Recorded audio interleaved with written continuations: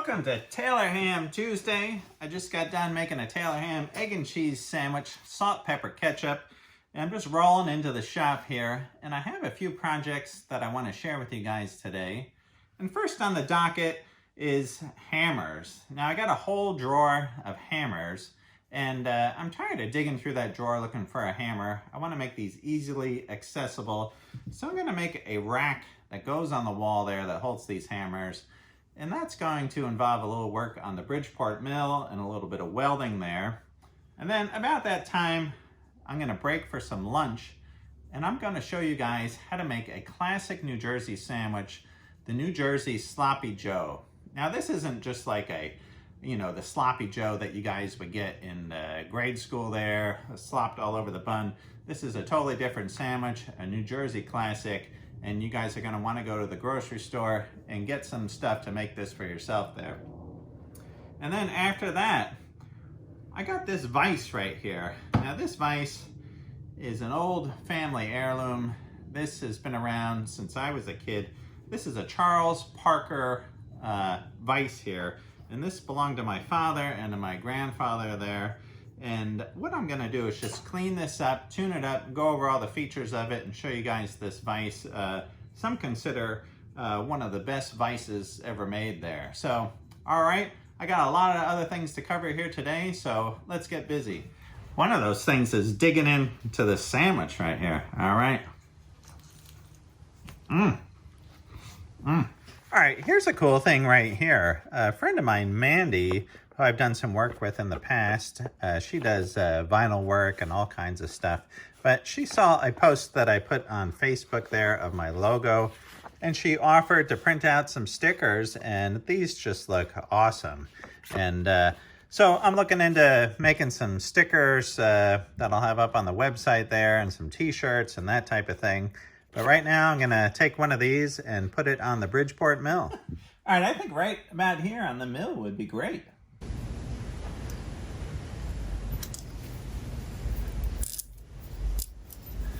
All right, I think that looks awesome right there. All right, right on, Mandy. Thanks so much. All right, while I'm at it here, I'm gonna add a couple more stickers. Here's a Hardwick & Sons sticker, and that's a classic one to have right here in the shop.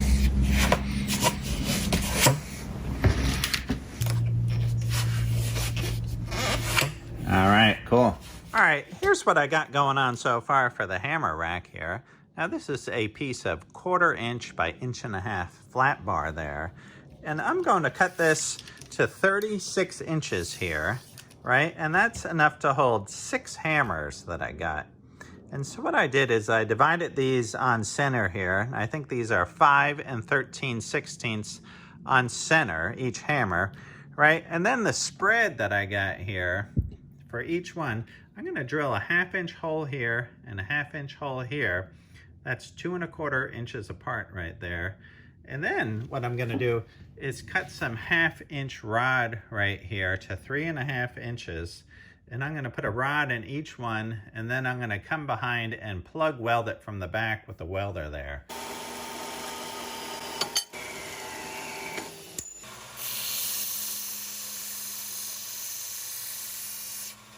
All right, I'm over here at the Bridgeport, and I'm going to drill some 1/2 inch holes, 2 1/4 inches apart here, and I'm coming in with this 1/2 inch annular cutter here. These are great cutters here. So I'm just gonna put a little dab of cutting fluid on here and on here. And I got this at 800 RPM.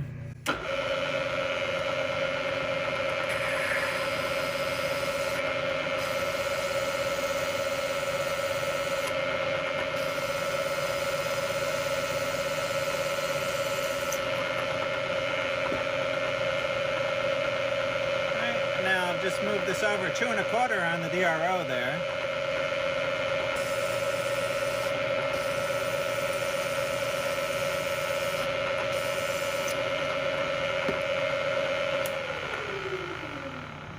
Doesn't that cutter just cut smooth as butter? Those are great. If you don't have any annular cutters, definitely grab some of those. It's coming in, dropping this 1/2 inch pin in there. And that'll be great just for welding a little plug on the back there.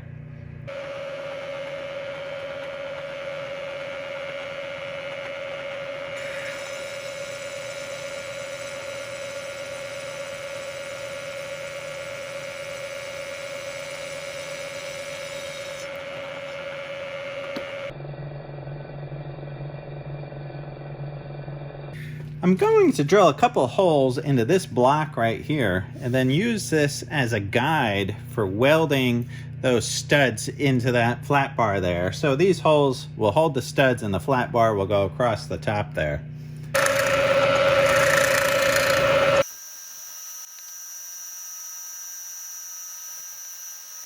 All right, here's the jig that I got going on. So I got the 2 holes and I put some Phillips head screws down in here so I could adjust the height at the bottom of the hole.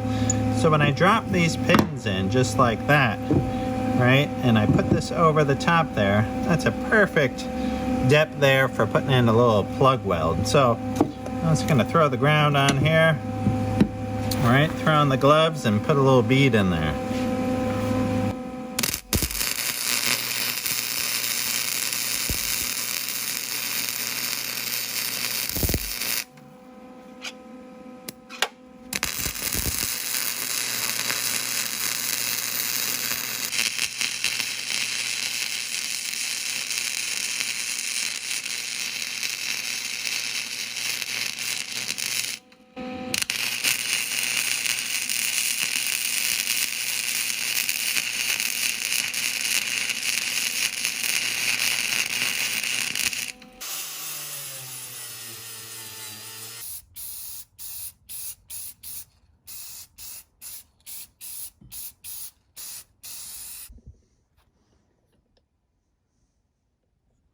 On the ends of this 1/2-inch rod here, I'm just sticking on these little rubber end caps here.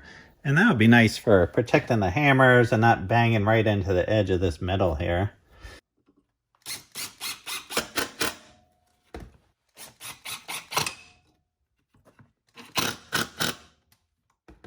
All right, let's put some hammers up there.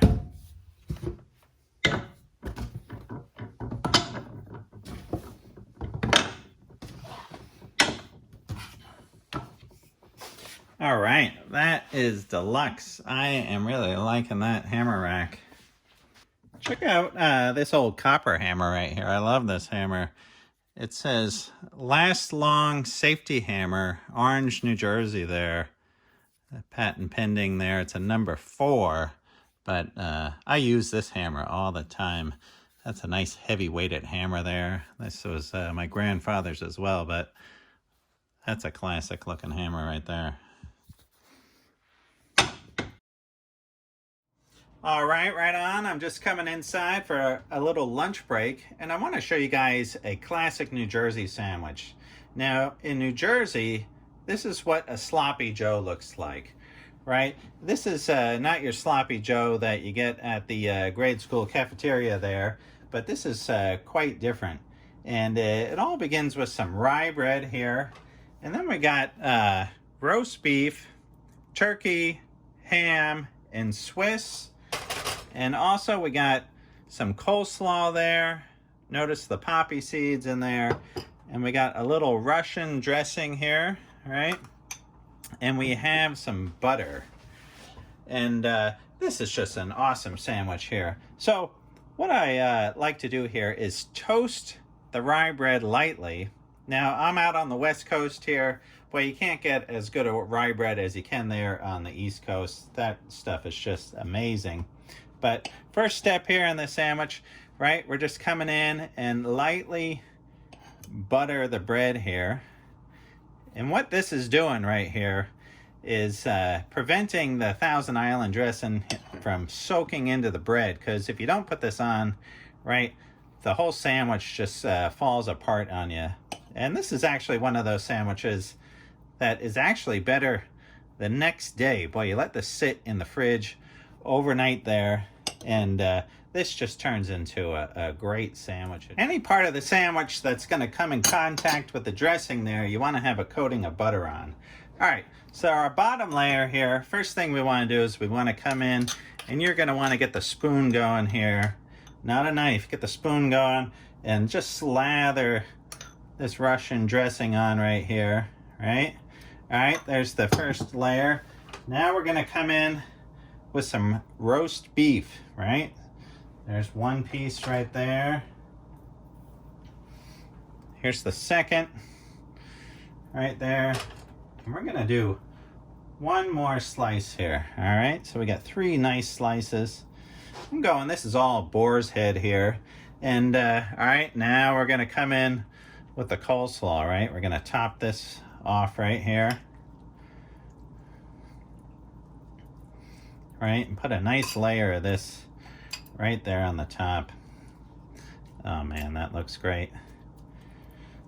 All right, again with the Russian dressing, just put a little bit of this right over the top there.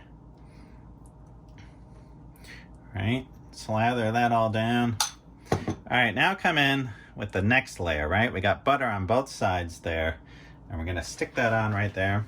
And again, come in with the Russian dressing. Give this a nice coating there.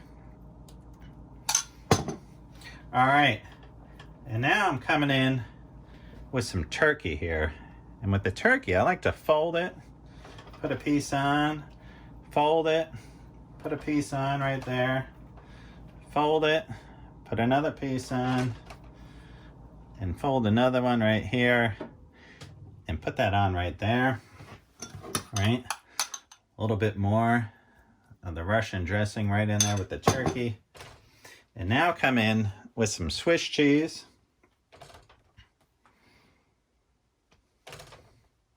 Just like that, 3 pieces. All right, now I'm gonna come in with some more coleslaw there. Pile this stuff on right on the top there.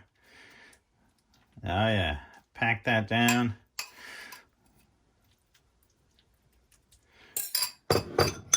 Right, and then come in with some more of the Russian dressing. Just put this all over the top here.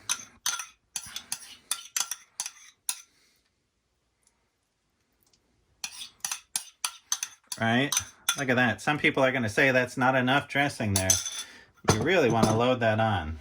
All right, and then I'll come in with the top here. Now there's different variations on this sandwich, right?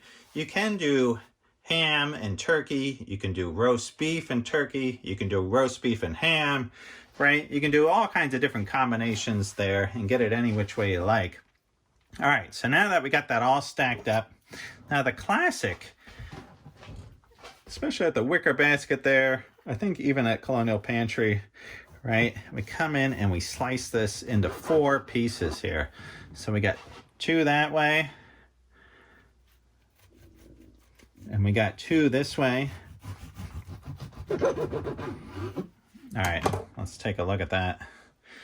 Oh yeah, now we're talking. Look at that sandwich right there. That is an amazing sandwich.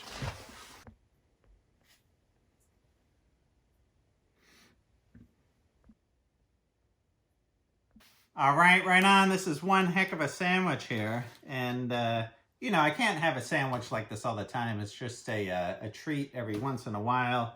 And just like this, these Hers sour cream and onion potato chips. Now, you can't get these either out on the West Coast, and I have to order these in. But this is a classic here. And every time I would hit the deli in New Jersey or New York there, I'd always pick up some Hers potato chips there, you know, with a classic sandwich like this. All right, I'm gonna have a little lunch, and then we're gonna jump into this Parker Vise here. All right, here is this Charles Parker Vise here. Now this is my favorite vise for obvious reasons, because this is the vise that I grew up with, and this is probably the first vise that I ever used. Now this always lived in our shop in New Jersey, and this was my dad's. And it was my grandfather's before him there, right? And my grandfather was a machinist there in Orange, New Jersey, and worked for Monroe Calculator there. But, right, you can see here the Charles Parker Company, Meriden, Connecticut there. And this vise here is a number 973.5. It's got the patent here. I think it says patent 1930 on this. And this is considered by many to be one of the best vices made there, was by the Charles Parker Company there, just because of all the tight tolerances, and it was just made really nice. It has some steel reinforcement here in the beam there, and then they got a patent on this swivel here. And I'm going to take that apart. I'm going to show you how that swivel works inside there. And my goal today is just to clean this vise up.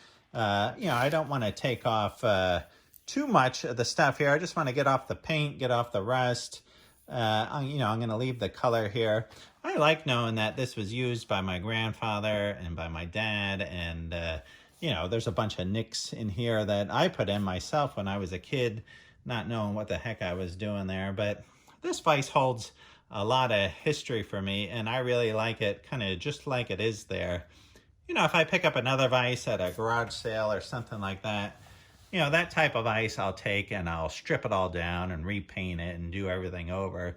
But this vise here, now this is a little different animal for me, and has a special place in myself there. So a little history here on the Charles Parker Company. Now, Charles Parker Company was founded in 1832 there by Charles Parker in Meriden, Connecticut there. And I know that's over in New Haven, Connecticut, in that area. I think north of New Haven. The only thing I know about that area is that they have amazing pizza there in New Haven, Connecticut. All right, so here's the Charles Parker vise, and now I'm going to take it apart and start cleaning it up. And a while back, I watched a few videos that Mr. Pete had done on some Parker vices.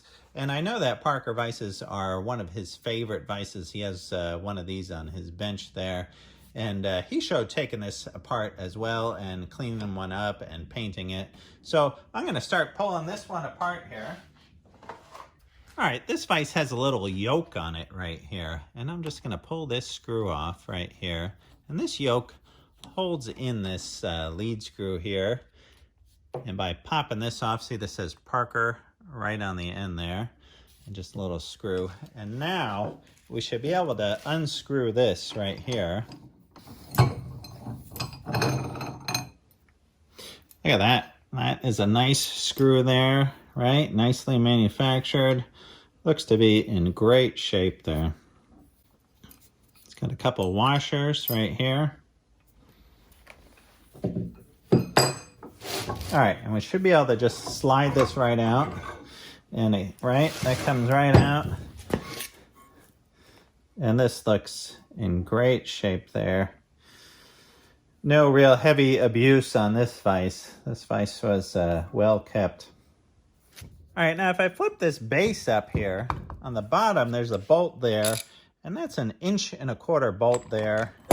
And that's actually pretty loose there. So I'm just going to pop this out, and we'll be able to see this mechanism here. All right, now here is the screw right here that operates the tightening of the base there. So if we pop this screw out here, we'll be able to see the mechanism of how this vise gets tightened up. All right, so I got that out. We pop this up right here, and you can see right inside here that this mechanism acts almost like a brake shoe. It pushes out. Now you can see this right here has a tapered wedge, right? And it has this piece right here that fits right in there. See that? Right? And as you tighten the screw that goes into this hole right here, it forces this up and it spreads these shoes apart. That pushes on this outer surface right here. So it spreads that out and it locks this vise in place there. Now this is a patent that Charles Parker had on this vise since way, way back. And this might be the only vise that you see this going on in. And that's what makes this an amazing vise there, that you can tighten this thing down in any position you want there when it swivels around there, and it's gonna lock there solid for you. Now, Scout Crafter just did a vise just like this not too long ago, and you can go watch his video on how he restored it. All right, the nut here on this vise is held in by a pin right here, if you can see that. And it's a tapered pin that's into this hole here. So I'm gonna flip this upside down, stick it in this vise. I really like using this wood vise here. This is a record vise, and I love having the wood jaws there for clamping up on metal things like this. And that just popped right out there.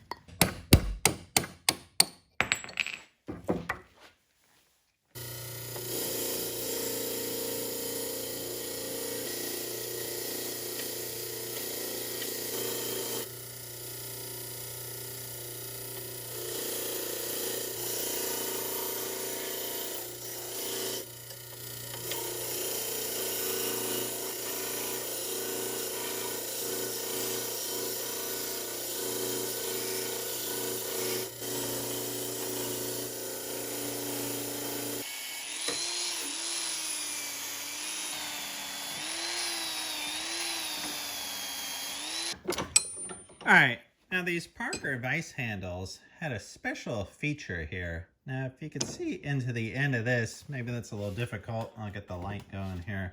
But in the end of this right here, this is threaded, and that's supposed to have a little screw and a spring in there, and you're able to adjust that so this doesn't just flop down all the time. You can have it do that, or you can have this in a fixed position with some spring tension there. So I'm going to see if I can hunt down a spring and a little screw to stick in there. All right, I got my box of springs here, and here is an old can that belonged to my grandfather there, and I always thought this was really cool. This is just full of springs, and let's see, pop the lid off without all these springs just shooting all over the floor here. And I'm pretty sure in here we'll be able to find something that's going to work to go in that little hole there. There's all kinds of, right? Like something like this right here. Look at that nice little spring. Let's see if that will fit in the hole there. Right? Look at that. That's perfect. And I'm imagining that looks like a 1/4-20 set screw. I'm going to see if I can clean that out in there. Put that spring in there and put a little set screw and get that to work again.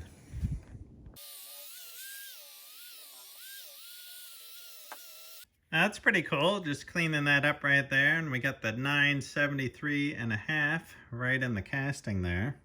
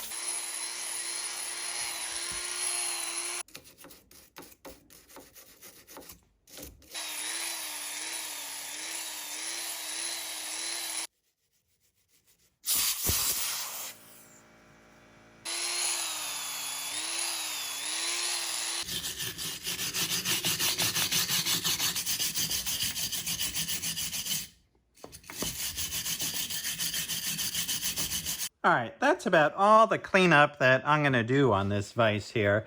And it still has some character left there. I don't want to take off too much and lose all the character that it's got and the history there and the vise that I know there. I think now I'm just going to go and clean up my hands here with a little goop there, and then come back, give this all like a nice coat of oil and put this back together. Just coming in with some R&O oil there. That's rust and oxide inhibitor. And it's gonna give everything a nice coat of oil here.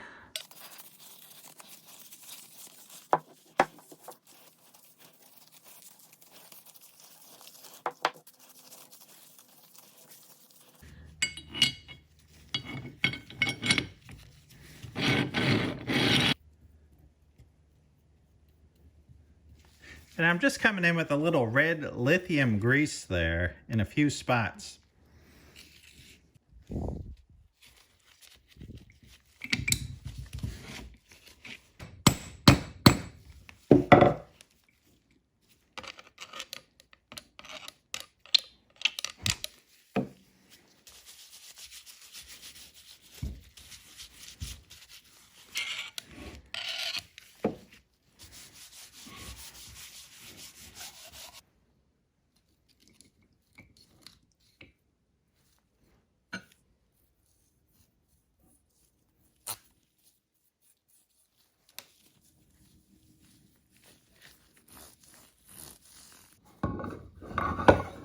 Oh, look at that. So nice and smooth.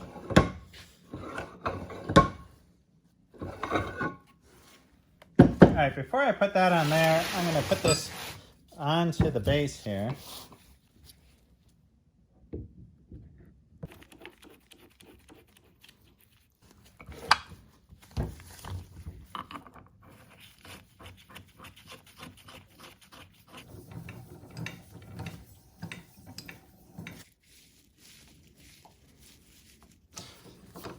yeah, that is so nice and smooth right there. It's always been a really smooth vise. Right, there's that nice locking mechanism right there with that brake shoe type of lock in there. Tight as can be. And soon I'm going to be putting this on a nice steel table that I'm bringing into the shop here. And I'll be bolting this right down to that table. And here is this little spring and this set screw. And this is the wrong size set screw. It's too long. This is actually a set screw off of my Walker Turner drill press there. But I just want to see how that works there. Oh, yeah. I'll just get a little shorter set screw, and that's a pretty nice feature there, right? Where you can keep this in any position, the handle, without it just slamming down, right? Or you can have this right in the middle, you know, so you can back this out and just have it halfway. All right, right on, right on. What an awesome day. I feel like we packed a lot in today, and boy, I feel like I got a lot done. Whew. All right, you know, I got to give it a little Ric Flair hoot there. And, right, we got the Charlie Parker Vise all dialed in there, the old family heirloom, and we got the hammers hung on the wall there. We ate some great food. You're going to want to try that New Jersey Sloppy Joe recipe there. Go out and get those ingredients and give yourself a nice feast there. And, yeah, I hope you guys are all doing great. And, yeah, be sure to stop by my website there, rightonwithjohncrane.com. I got a whole list of tools that are in my tool bag there. And if you do purchase a tool through my website there, it just takes you over to Amazon. It's like a little portal there. And I get a few cents if you do buy a tool through that link there. So, all right, right on. I'll see you guys soon.